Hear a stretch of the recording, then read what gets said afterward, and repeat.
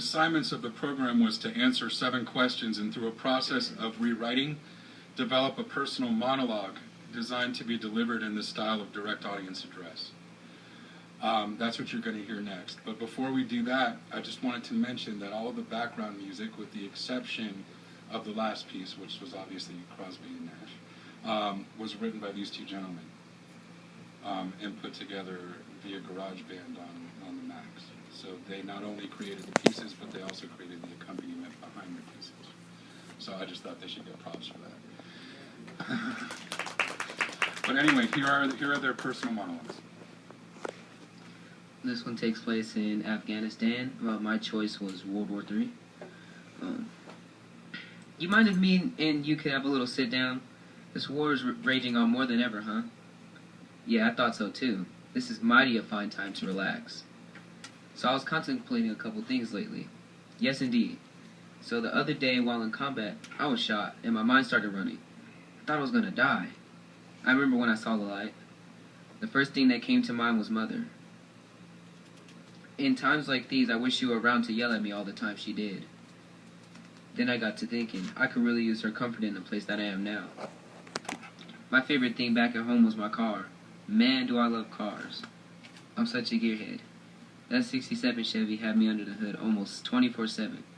But when my grandfather passed, I had to let it go. But not sell it, of course, just let it gather dust. Could you back up a little? Thanks, I really do hate the menace that's people in my personal space getting in the way. I just wish I could build a time machine for all the times I didn't listen to my mother. Then I wouldn't be in the position to have bullets spiraling my way. I could be back at home with my family all snug and cozy and such. Oh man, I would happily obliterate all war if it were possible now that I've seen the things it can do to a man's mental state and soul. Killing has scarred me for life. I'm starting to let go of reality. When those 4 letters come together, it scares me a lot. PTSD, I think it is. I think that's it. It's going to take over me and swallow me whole. But I can't let it. I have too much to lose. When I come out of here, and hopefully that's alive and not in a bag, I'm going to the Big Apple to spend the rest of my days with my family, cherishing all of the lost time and moments taken by this war. That is definitely a place to spend your or my last hours. I think my days should run long, and when they end, I would like for my epitaph to remain blank because of so many things in so limited space. To remain humble and not arrogant. I would like for the ongoer or passerby to envision their own thoughts of what runs through their mind when they think of me. But until then, I guess I'll have to hang on tight and not lose myself to this battle between nations, reality, and my mind.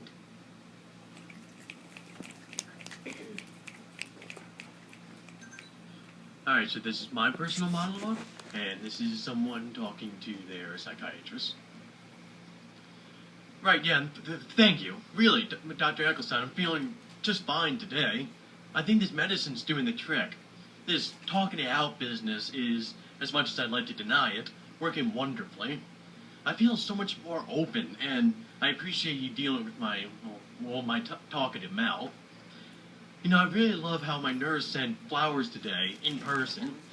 That smile she gave was wonderful. You really do have wonderful staff. That's the kind of stuff I really love. The little things, I mean. The flowers, the smile, those small things make my day and my year. Granted, the girl I love the most is also my curse. I know we already talked about that. You remember, we're perfect for each other, and I think that's the problem. We both just found no fault, and we were so flawed, so it fell apart. I try not to dwell on it.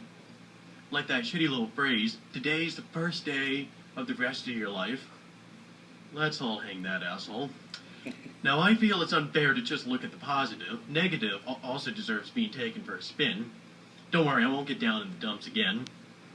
I hate ignorance. See, ignorance tends to lead straight to hypocrisy. Anywhere from religion to small-town, narrow-minded bigots. I find myself having, I suppose, a low tolerance. Hypocritical of me, I know, but it's how I feel, and you yourself said to be open. That's what I really want to change. My one contribution.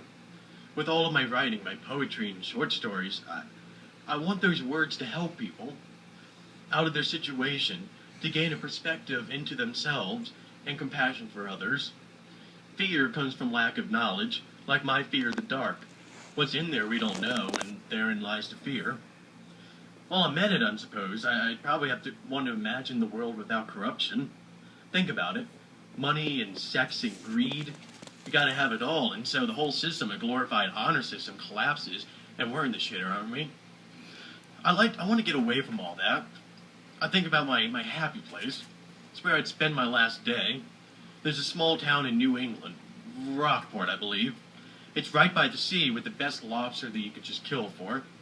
I want to go there one last time, see the true beauty of the little moment, and eat and lie on the beach, look at the stars, and fade out. I recall you wondered a while ago how I wanted to be remembered. I didn't have an answer at the time. Well, I finally found an answer. I want people to remember my words and how they always had depth and significance. Not to mention that I love the world even while aware of its imperfection. I wouldn't mind if they also recalled my calling bullshit when the time to call bullshit arisen. I really ought to go back. It was a pleasure talking to you again, Dr. Ecclestein. Good day. Thanks. 1 second.